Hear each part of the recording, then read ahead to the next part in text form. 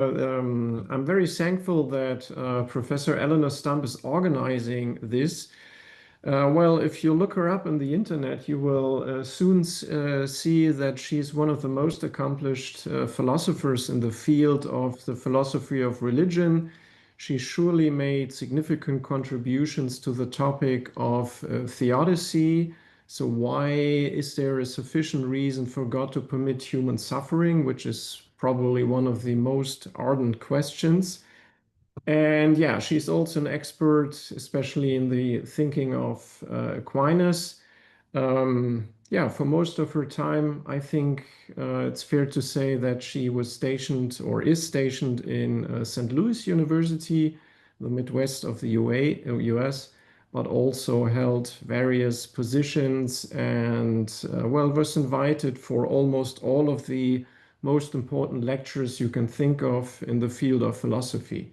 So it's a great honor and pleasure to have her with us here. Yeah, I think that will do for the moment. Heavens, what a generous introduction. Patrick was very kind. Yeah. Thank you. We are happy for that. Good afternoon. Good afternoon. Good afternoon. It's so nice to have you here. I'm so pleased. If you are Anthony Oguta, I thought your question yesterday was just outstanding. That was an excellent question. I have been in the academia for 20 years with PhD. I got my PhD way back in 2005 at Gregorian University in Rome. So I've been in the field for many years, 20 years down the line. Goodness, that's a long time. I wanted to congratulate the professor and also to practice my Deutsch for 1 minute. Dr. Pio, can you speak German, please, Dr. Pio? Because German, you have been there for a long time. I just wanted to greet Professor. Professor, es freut mich sehr. Das ist sehr schön. Es freut mich zu hören. Ja, freut mich zu hören. Ich bin mal in Deutschland gewesen, besonders in Bonn. Ich habe viele Freunde in Bonn. Ich bin viel mal dort mit meinen Kindern. Das ist beeindruckend und beeindruckend, dass Sie nach all diesen Jahren noch so gut Deutsch sprechen. Absolutely. Ich liebe Deutschland. Very nice. Ich bin Kenianer, aber mein zweites Land ist Deutschland. Das freut mich sehr. Momentan, ich habe auch Bayern München. Das ist, was ich frage momentan. Okay. Bayern München.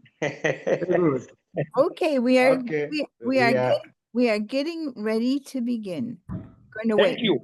We are going to wait 1 last minute, and then at that point I will make an announcement, and then I will turn it over to you, Dr. Kabata, to introduce Professor Zoll, and we can begin. But we will wait in 1 more minute till 5 minutes after, because people are still joining. Dr. Stump, while we're waiting that 1 minute, would you mind giving me co-host capacities from your end? I did, Isabella. Oh, wonderful. Thank you so much.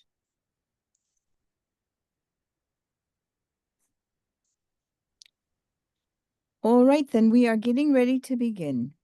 And I am going to ask you all, please, to put your videos on so we can see you and learn to know you by this means.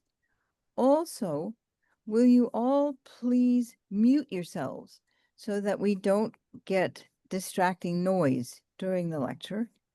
And finally, I would like to say, when it comes time for the questions, you can ask your question, or you can type your question into the chat and I will read it for you.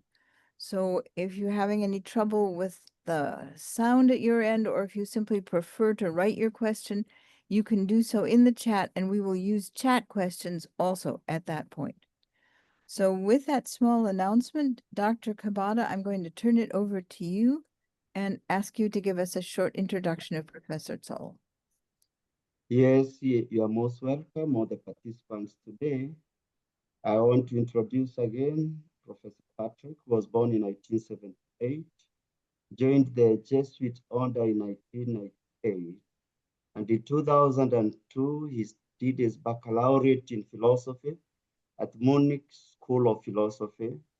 2007, Bachelor in Theology, Pontifical Comillas University in Madrid. In the 2010, Masters of Arts in Philosophy in the Munich School of Philosophy. 2015, he attained his doctorate in philosophy in University of Bonn, and 2016 was a visiting scholar at St. Louis University in USA. 2019 to 2020, he did his postdoctoral fellow at Michael Ritamoni visiting professorship in Catholic Studies, St. Louis University, still in the USA, where he was also a lecturer of metaphysics and political philosophy, later in the Munich School of Philosophy. In 2022, he went to the habilitation in Christian philosophy at the University of Istanbul, and since 2022, professor of metaphysics in Munich School of Philosophy, research and teaching focus in areas of metaphysics and political profession.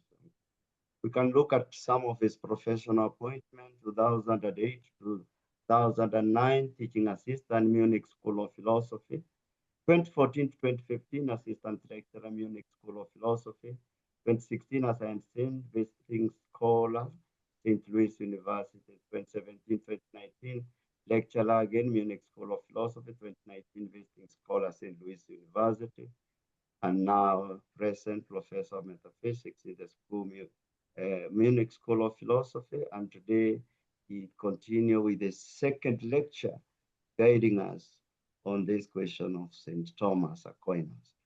Thank you and welcome. Thank you, Dr. Kabata, very much. Yeah, also thank you on my behalf for your very kind words. Again, I'm very pleased to give these lectures. I'm very honored by the invitation. So let us reconnect where we are. I'm giving lectures on the topic of divine simplicity, 4 lectures, and yesterday we started with a question which might arise if you see that topic, namely the question, why should I care? Why should I care about this topic? And yesterday in the first lecture, I argued basically that we should care because our human flourishing depends on knowledge about the essence or nature of God, and the doctrine of divine simplicity plays an important role in forming an adequate understanding of the essence or nature of God. So why should we care? Well, because we all care for human flourishing, and in the view of Thomas Aquinas in the Christian tradition, human flourishing, if we want to know what human flourishing consists in, we have to look at human nature. But since we are creatures and created in the image of God, we need to know something about God's nature as well to understand us and to understand what's really needed for our flourishing. But then we have seen that a second objection could arise if that is truly the case. I mean, if knowledge of our flourishing depends on some kind of knowledge of God's nature, then one might say, well, does that mean that a Christian view on morality, on ethics, on human flourishing is only relevant for Christians? Because it seems that if it's needs knowledge of God's essence or nature, it's dependent on revelation. And so I showed also in a second step in response to such an objection that knowledge of God's essence or nature, which the doctrine of divine simplicity provides, is within the reach of human reason. So any human being who begins to think about issues, these kinds of issues, is in principle possible to gain such kind of knowledge without the help of a special revelation or the Christian revelation. So in other words, it is possible for human beings to know by reason alone that the essence and esse of God are really, or the essence and esse are really distinct in everything created, and consequently possible for human beings to know by reason alone that there must exist one ens, namely God, whose essence is esse, and who as cause is responsible for the existence of everything which is not esse, let's say existence by its essence. So far. So, however, and this is which brings us now to the topic of the second lecture.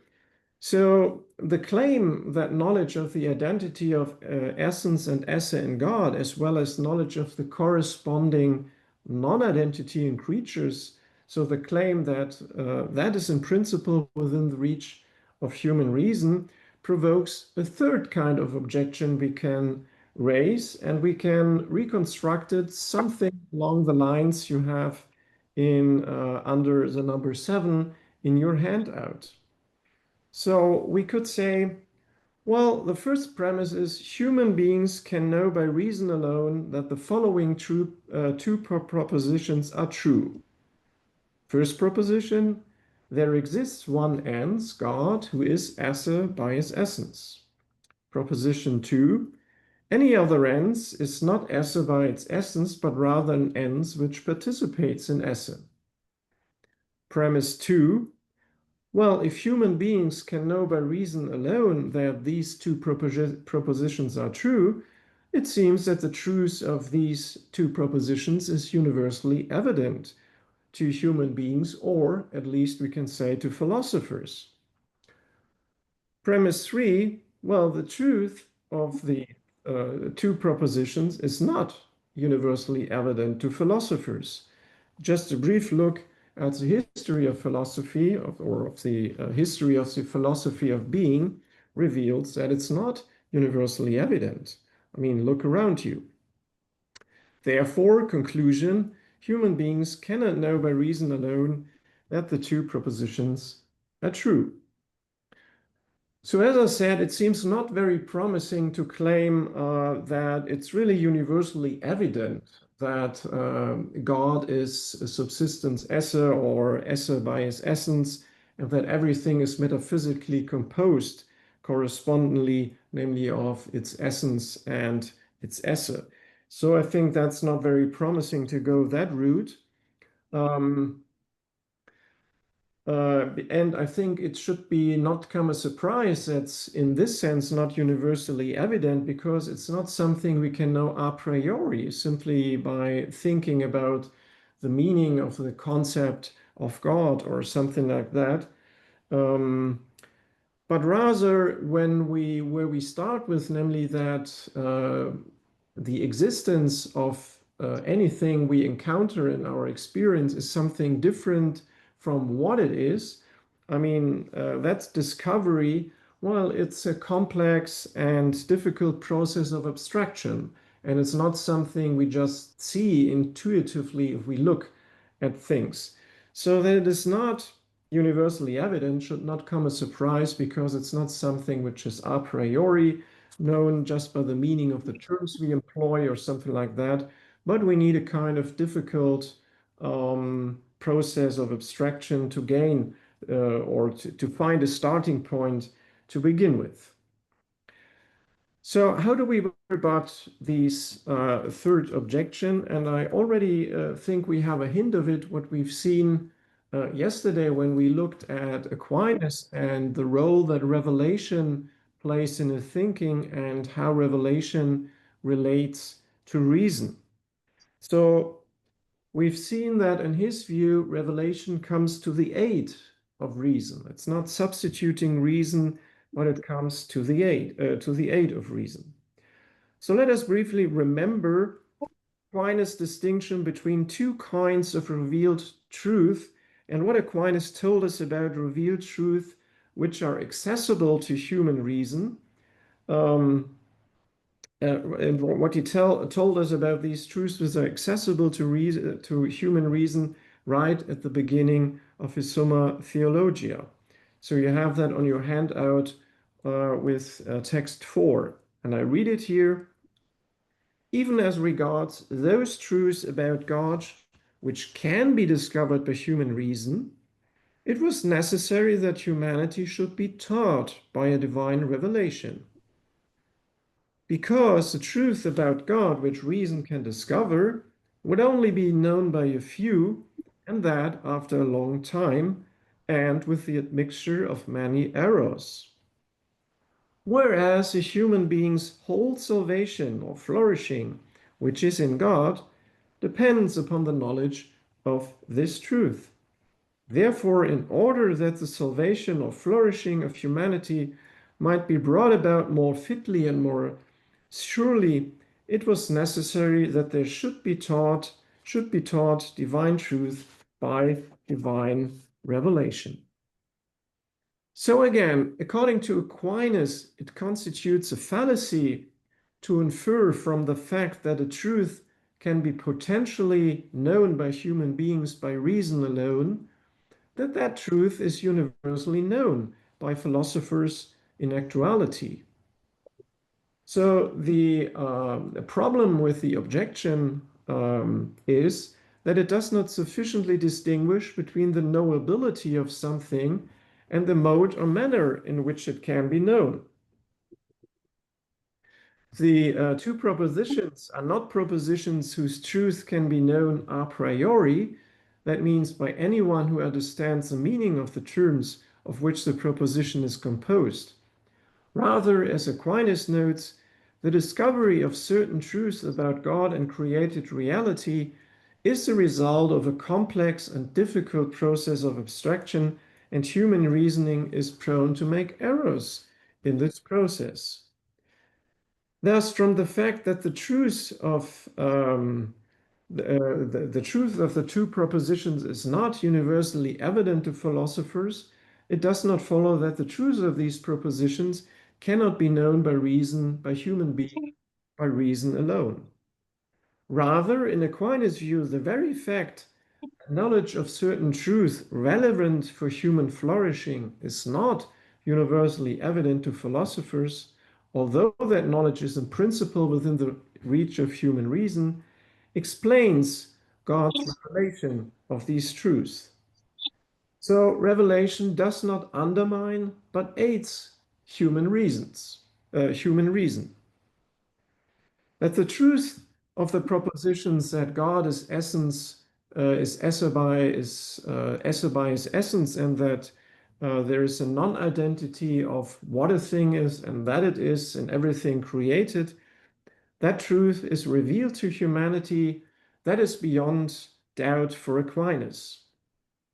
And it's interesting, immediately after the last argument in favor of the conclusion that essence and esse are the same in God, in chapter 22 of the first book of the Summa Contra Gentiles, where we at what we looked at yesterday, right after these arguments, Aquinas bluntly states the following. So let's have a look at text 8, where we first where we see first again his philosophical arguments, and then immediately after that we have a reference to Revelation. So I read the whole quote.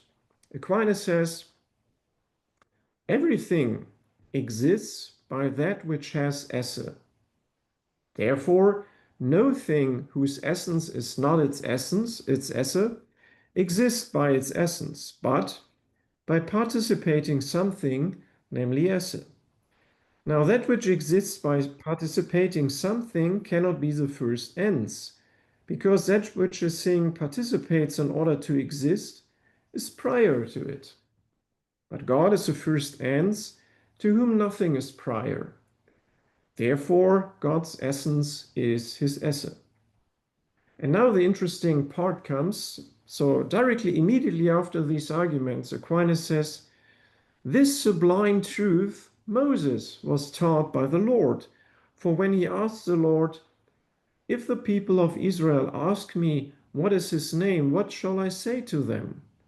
The Lord answered, 'I am who I am. Say this to the people of Israel, he who has sent me to you,' thus revealing his own name to be he who is." Now, every name is established to signify the nature or essence of a thing. Therefore, it follows that God's esse is itself is his essence or nature. Moreover, the Catholic doctors have professed this truth. For Hilary says in his book on the Trinity, existence is not an accident in God, but the subsistent truth, the abiding cause, and the natural property of his essence. And Boethius also says in his book on the Trinity that the divine substance is existence itself, and all other existence proceeds therefrom. Three things are important to note here. First, in Aquinas' view, the truth of the proposition that there exists one ens, God, who is esse by his essence, has been revealed to God, by God to humanity. Second, this truth has been acknowledged by authorities within the Catholic intellectual tradition, such as Hilary or Boethius. Third, according to Aquinas, the truth which Moses was taught by God's revelation, according to Exodus 3:14, is not only that God's essence is identical with his esse, that means that God is pure esse. Rather, the truth that Moses was taught is that this God, who is esse by his essence, is also the first ens. That means the creator of everything whose essence is not identical with its existence. In other words, according to Aquinas' interpretation of Exodus 3:14, God revealed to Moses the following metaphysical truth. The biblical creator, the first ens, is esse by his essence, that is, he is metaphysically simple.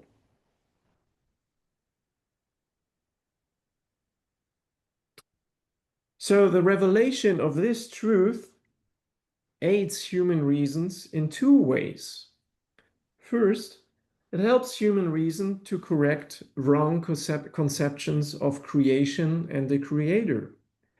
The revelation that God, who is esse by his essence and consequently metaphysically simple, the revelation that God is also the first ens, the creator of everything whose essence is not identical with its essence, with its esse, rules out, for example, Neoplatonic views on creation, which argue that the simplicity of the one as creator requires a multiplicity of secondary causes involved in the process of the creation of a multiplicity.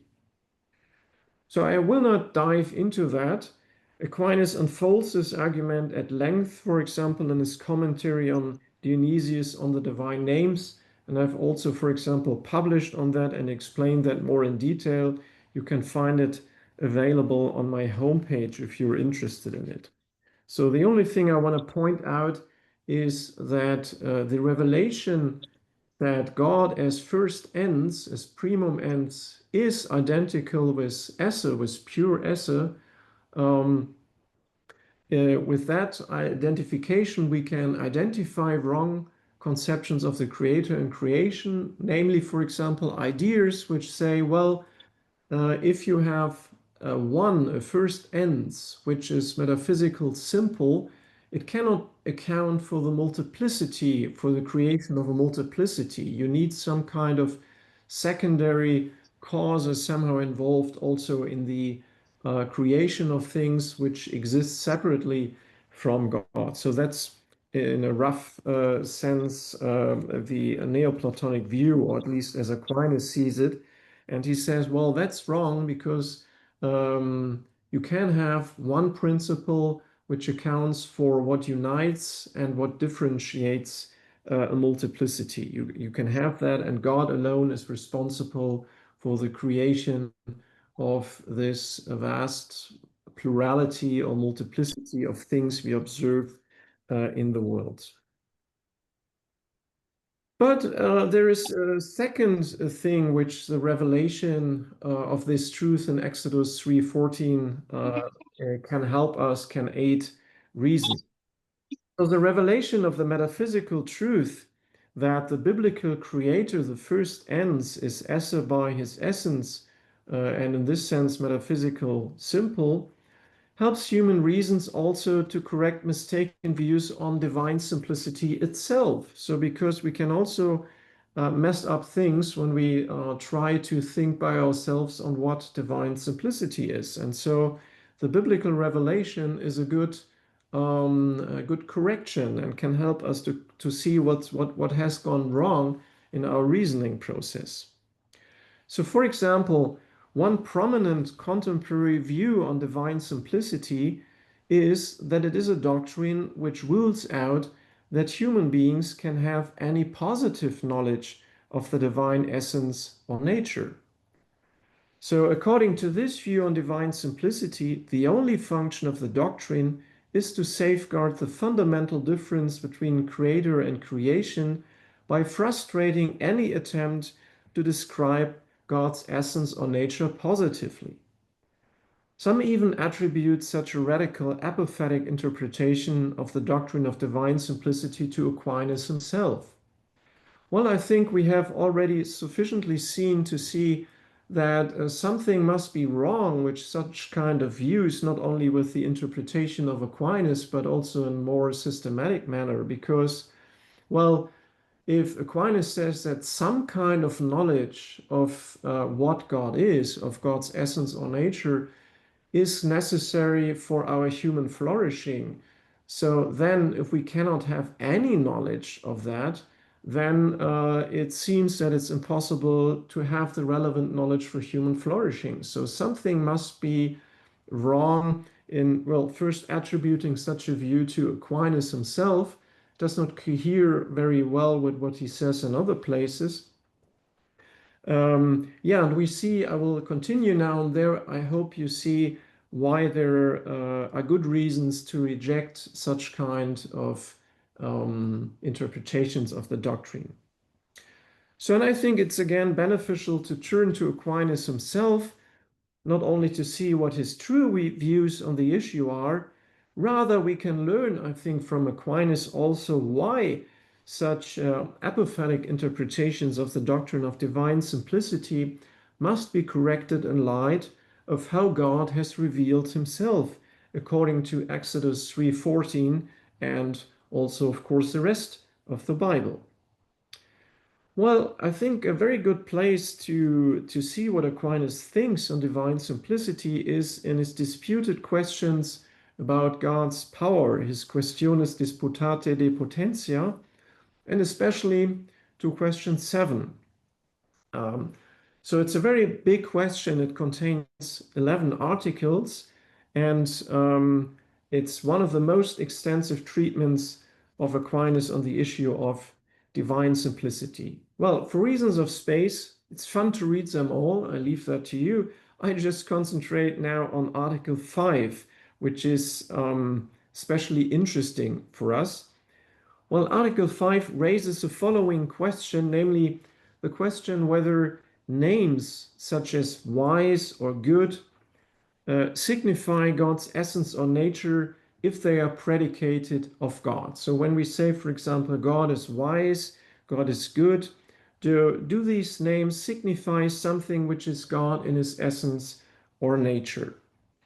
So, and there the interlocutor of Aquinas in Article 5, it's Maimonides. And that's interesting because it seems that Maimonides has defended, at least in Aquinas' view, something like this radical apophatic view on divine simplicity and our limitations of or impossibility of the impossibility to know something positive about God's essence or nature. So that's very interesting now to see what he thinks about Maimonides and his views. So Maimonides denies that names such as wise and good signify God's essence or nature if they're predicated of God. So according to Aquinas, Maimonides is committed to the following two views. You see that in text 9 on your handout. I read it out aloud. He says, so Maimonides, says in effect that these expressions are to be taken in reference to God in two ways. First, as indicating a likeness of effect such that God is said to be wise, not because wisdom is something in him, but because his effects, in his effects he acts like a wise man, namely by directing each one to its due end. Again, that he is said to be living inasmuch he acts like a living being, and that he acts of himself. Second, by way of negation, such that when we say that God lives, we do not mean that life is something in him, but that God has not that mode of existence by which inanimate things exist. Likewise, when we say that God is an intelligent being, we do not mean that intelligence is something in him, but that he does not have the mode of existence by which the beast exists, and so on. Quote end. So if you look at Article 5, it's interesting to see how Aquinas responds to these two views. So Aquinas basically says that both views do not get things right. So the first view maintains that if a name such as wise is predicated of God in the proposition God is wise, wise does not signify that wisdom is in God. That means that God is wisdom, but rather that God acts like a wise ends. So the underlying idea is that we observe how wise things or beings, that we observe how wise human beings act, and then attribute a likeness of this mode of acting to God in propositions like such as God is wise. Thus, on this view, the name wise signifies that God acts wisely if it is predicated of God in the proposition God is wise. However, according to Aquinas, such a view is confronted with two problems. So first, if this position were true, there would be no difference between the following three propositions. God is wise, God is angry, God is fiery. So according to the first view, there is no difference between the three propositions because the names predicated of God in them all signify a likeness of a mode of acting which we observe in created agents. However, the problem with this view is that there is a difference between the following three propositions.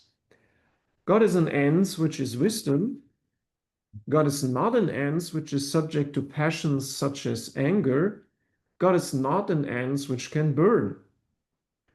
So the problem with the Maimonian view is that it cannot make sense of the difference between these three propositions. That means between propositions which affirm something of God, like the proposition God is wise, and propositions such as God is not an ens which is subject to passions and anger, or God is not an ens which can burn. So a proposition which negates something of God. So the first view cannot make sense of the difference, that there is a difference between affirmations and negations of God. Well, but one should be able to negate something of God, because otherwise one would be forced to affirm something about God which in Aquinas' view is clearly absurd.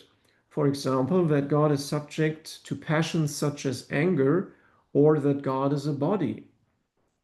However, there can be a difference between affirmations and negations only if a name such as wise signifies something more or something different in the first proposition than a similarity to a creaturely mode of acting, namely that God is essentially wisdom.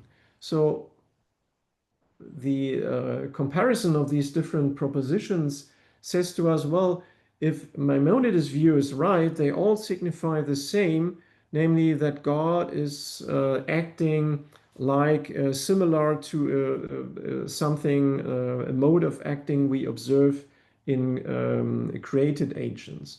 But then we see, no, there must be a difference because wise signifies that God is wise, signifies clearly something more than God is acting like a wise man.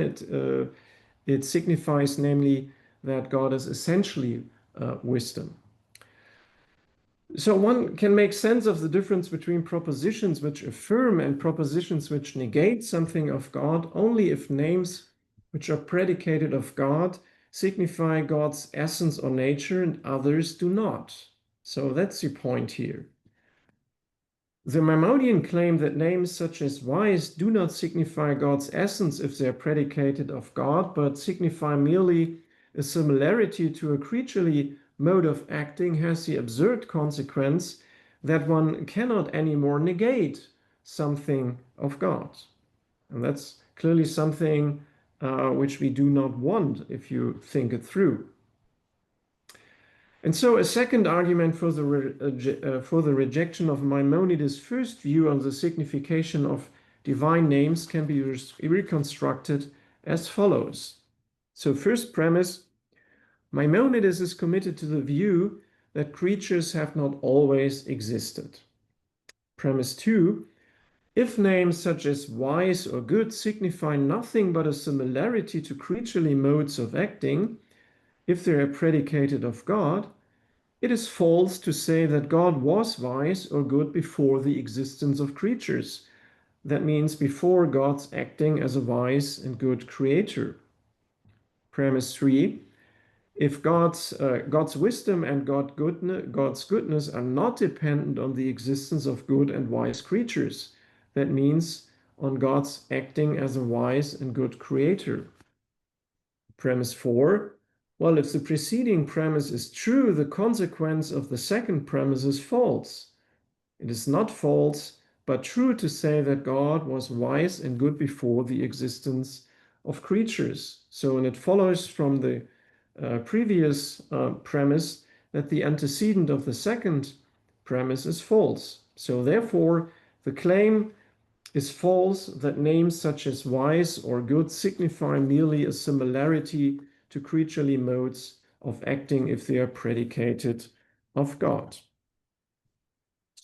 Aquinas remarks that one could try to rescue Maimonides' view by interpreting it as stating that before the existence of creatures, God could be called wise, not because he acted as a wise and good creator, but because he could do so. However, in that case, so Aquinas, names such as wise or good signify something in God, namely God's power, which is identical with God's essence or nature, which in turn means that Maimonides' view would collapse into the position he wants to reject. So let us now turn to the second view which Aquinas attributes to Aquinas. According to this second view, names which are predicated of God do not signify God's essence, but rather signify by the mode of negation. So, for example, according to this view, if the name living is predicated of God in the proposition God is living, the predicate living does not signify that God is life by his essence, but rather that God does not have the mode of existence by which inanimate creatures exist. So in contrast to Maimonides' first view, which states that we can affirm something about God's mode of acting in virtue of the similarity with creaturely modes of acting, let me say that again. In contrast to Maimonides' first view, which states that we can affirm something of God's mode of acting in virtue of the similarity which creaturely modes of acting bear to God's mode of acting as effects of God's mode of acting, the second view maintains that we must negate everything which is predicated essentially of God in virtue of the dissimilarity between creaturely modes of existence and God's mode of existence. In virtue of this dissimilarity, our language, so Maimonides, is for principled reasons unable to express positively what or how God is in himself. Our language can only be used to state what God is not or how God is not. Consequently, propositions which seem to affirm something of God must be reinterpreted as being propositions which negate something of God. Now, according to Aquinas, the second Maimonidean view is untenable for the following reasons. So you find that in text 10 of your handout. I read it out aloud. The second explanation appears likewise to be unsatisfactory because there is not a specific term that does not exclude from God some mode of being that is unbecoming to him. For every specific term includes a different by which the opposite species is excluded. Thus, the term lion includes a difference quadruped, which difference a lion from a bird. Accordingly, if predicates about God were employed merely for the purpose of exclusion, just as we say that God is living because, according to Rabbi Moses, God does not have being in the same way as inanimate creatures, even so might we say that God is a lion because he does not have the mode of being a bird. Moreover, the understanding of negation is always based on affirmation, as evinced by the fact that every negative proposition is proved by an affirmative. Therefore, unless a human mind knew something positively about God, it would be unable to deny anything about him. And it would know nothing if nothing that it affirmed about God were positively verified about him. So let me put that in my words. I think Aquinas offers here two reasons for the rejection of Maimonides' claim that names which are predicated of God signify only by the mode of negation. So the first reason he gives us is to say, well, if it were true that names which are predicated of God were employed merely for the purpose of exclusion, well, then we could not explain why the proposition God is living or is a living thing is true, but the proposition God is a lion is false. If both propositions were just negations, namely that God does not have esse in the same way as inanimate creatures have, and that God does not have esse in the same way as birds have, one could not explain why it is true to affirm that God is a living thing, but false to affirm that God is a lion. In other words, the distinction between literal and metaphorical talk about God would collapse. A whole way of talking about God, we need there some kind of fundamentum in re from which we can know what kind of language is appropriate to attribute, to use to talk about God, and what kind of language not. So that was the first reason. So the second reason is that Maimonides' view that names which are predicated of God signify only by the mode of negation, this view is flawed because negation presupposes affirmation. So for example, one can know that the negation lions are not herbivores is true only if one knows that an affirmation such as lion eat meat is true.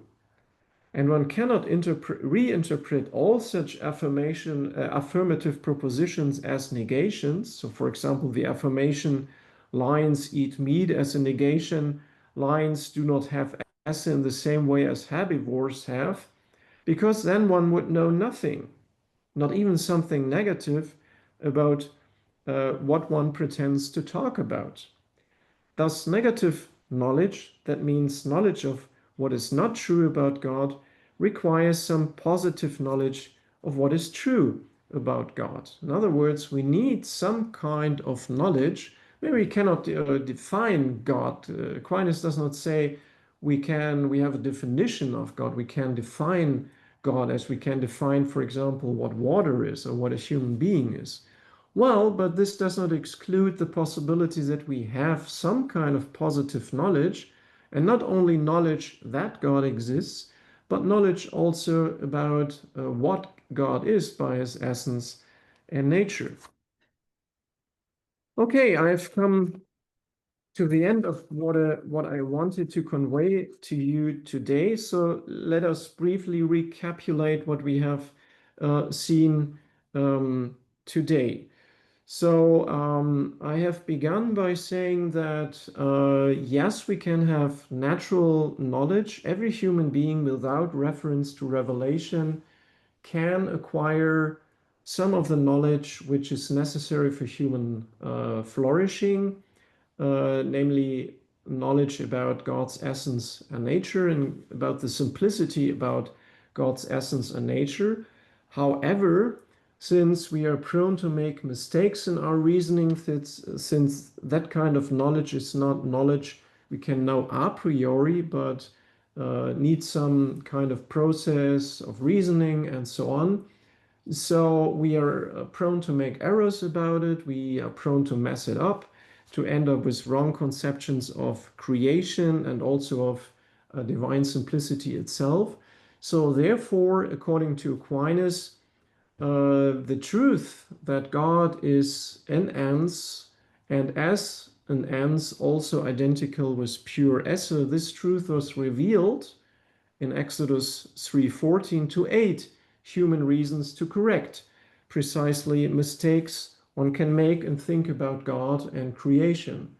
I briefly mentioned that if you look at Aquinas' commentary on divine names, you can see that in more detail. He says, for example, the revelation that the first ens is also esse can help you to dismiss, for example, wrong Neoplatonic conceptions of creation and the creator. And then secondly, we saw that the revelation of divine simplicity and what divine simplicity consists in, namely that God is esse and an ens, can also help you to correct wrong conceptions of divine simplicity. And we saw that, for example, a prominent view already in Aquinas' time, or in a view which Aquinas dealt in his times, namely Maimonides' radical apophatic interpretation of divine simplicity, according to which we cannot have any knowledge of what God is by his essence or nature.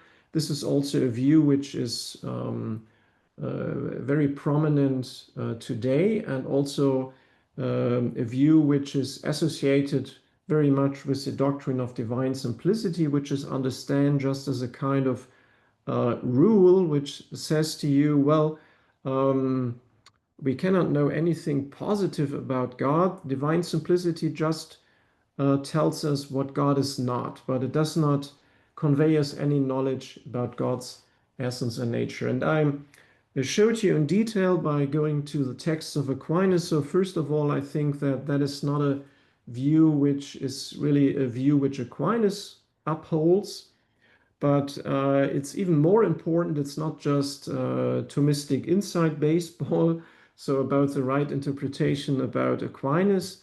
Also, from going to Aquinas and his engagement with Maimonides, I think what you can learn from Aquinas is not only that he does not uphold such views, you can also see he gives you reasons and tries and helps you to see why these reasons, why these views cannot be right.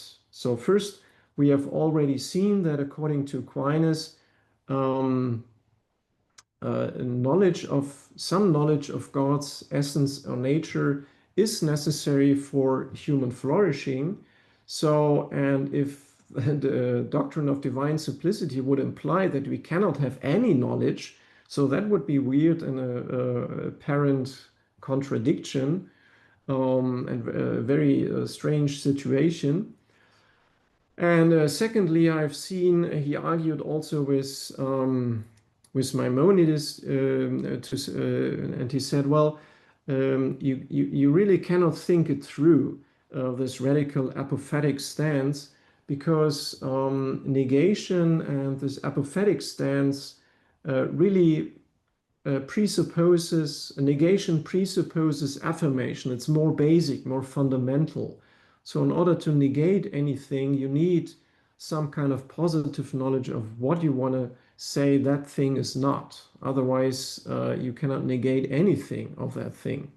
So we've seen that he gives us also um, good reasons to reject such kind of apophatic and radical interpretations or radical stances on negative theology. So what I've tried to convey today in the second lecture is that Aquinas and the Christian tradition provides rich resources on also to correct mistaken views on divine simplicity, which could lead us on to adapt positions which are not correct or do not get things right.